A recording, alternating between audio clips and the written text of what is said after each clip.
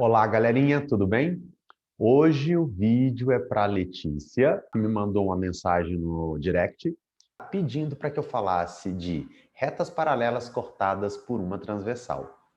Bom, eu não deixei exercício no vídeo, mas eu vou deixar exercício na descrição. Vou deixar um formulário para que vocês possam praticar no final, aquele aluno que tiver interesse. Professor, eu domino esse conteúdo, mas gostaria de pedir uma aula também para mim. Ok, peça a sua aula, mas antes, deixe o seu joinha, compartilhe o vídeo com seus amigos e peço aí novos inscritos para o canal. Tudo bem? Vamos lá?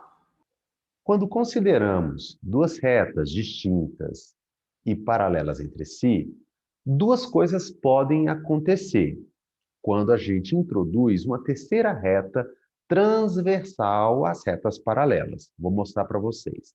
A primeira coisa é a seguinte. Vamos imaginar aqui as nossas retas paralelas, tá? Vou chamar aqui de reta A, aqui de reta B, e vamos pensar nessa terceira reta transversal às retas A e B. Vou chamar aqui de reta T, lembrando que a gente nomeia a reta com letra minúscula do nosso alfabeto. O que nós observamos nesse caso? 4 ângulos retos aqui, com mais 4 ângulos retos aqui. Ou seja, 8 ângulos congruentes, 8 ângulos com medidas iguais. Lembrando, ângulo reto, medida igual a 90 graus. Ok, essa é uma das coisas que pode acontecer. E a outra coisa, professor? Outra coisa é a terceira reta ser uma reta oblíqua em relação às nossas duas transversais A e B. Oblíqua? Sim, oblíqua. Não perpendicular às retas A e B. E olha que interessante. Quando isso acontece, a gente forma apenas aqui duas medidas. Professor, mas eu enxergo aqui um total de 8 ângulos. Sim, 8 ângulos. No entanto, apenas duas medidas. Vejam, 4 ângulos agudos. Ângulo agudo? Sim. Ângulo com medida inferior a 90 graus e superior a 0 grau. E 4 ângulos aqui obtusos. Ângulos que têm medida superior a 90 graus e inferior a 180 graus. E o que é interessante nessa história? Se eu tenho apenas duas medidas, eu vou chamar essa aqui de medida x, e esses ângulos são todos congruentes, ou seja, eles têm medidas iguais, e esses 4 ângulos aqui também, ó, eles são congruentes e têm medidas iguais. Acontece que os ângulos que têm medida x, tá, são suplementares em relação aqui aos ângulos de medida y. Professor, o que são ângulos suplementares? Ângulos suplementares são aqueles em que a soma de suas medidas é igual a 180 graus. Agora vamos falar das classificações. A classificação dos ângulos está relacionada à posição do ângulo em relação às retas paralelas e à reta transversal. Preste atenção na explicação agora. Como eu disse para vocês, a gente vai falar das classificações, tá? E quando a gente fala das classificações, tem a ver com a posição. Então, quando eu traço as duas retas paralelas, a reta A e a reta B, eu quero que vocês observem que a reta A define aqui duas regiões no plano, uma que está acima dela, outra que está abaixo dela. A mesma coisa acontece com a B. Ela define uma região que está acima dela e uma outra região que está abaixo dela. Tudo bem?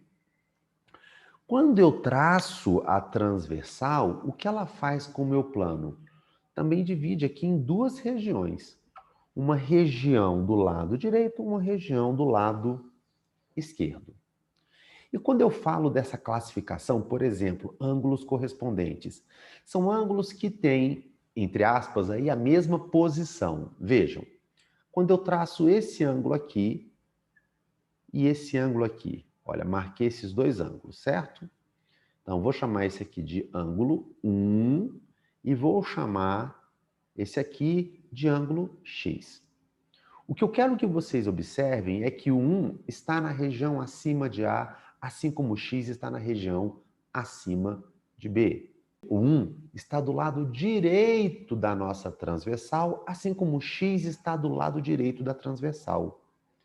Esses dois ângulos são classificados como ângulos correspondentes. Olha, ângulos correspondentes. Está aqui. Professor, e se você pegasse esse ângulo aqui? Esse aqui eu vou chamar de ângulo 2. Acima de A, na região superior aqui a A, eu consigo algo similar aqui em B. Veja, vou chamar esse ângulo de ângulo Y. Está na região aqui do plano acima de B e do lado esquerdo de T. 2 e Y são ângulos correspondentes. A mesma coisa vai acontecer aqui, ó, 3 e Z são ângulos correspondentes e a mesma coisa aqui, 4 e W, ângulos correspondentes. E o que observamos aqui? Observamos que suas medidas são iguais.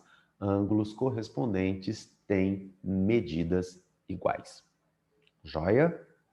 Vou aproveitar esse desenho, então, para falar de ângulos colaterais.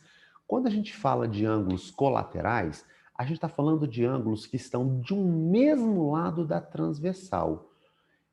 4x e W são ângulos colaterais, assim como 2, 3, Y e Z são ângulos colaterais. No entanto, a gente tem duas classificações possíveis quando falamos de colaterais. Colaterais internos e colaterais externos. Muito bem. Internos, entre as paralelas. X e 4 são colaterais internos da mesma forma que 3 e Y. Vejam, 3 e Y são colaterais internos. E que outra classificação é possível? Como eu disse anteriormente, né, os colaterais externos, que estão aqui por fora das paralelas, 1 e W e 2 e Z. Colaterais externos. O que nós observamos? Que os colaterais internos ou externos são suplementares. Ou seja, a soma de suas medidas é igual a 180 graus.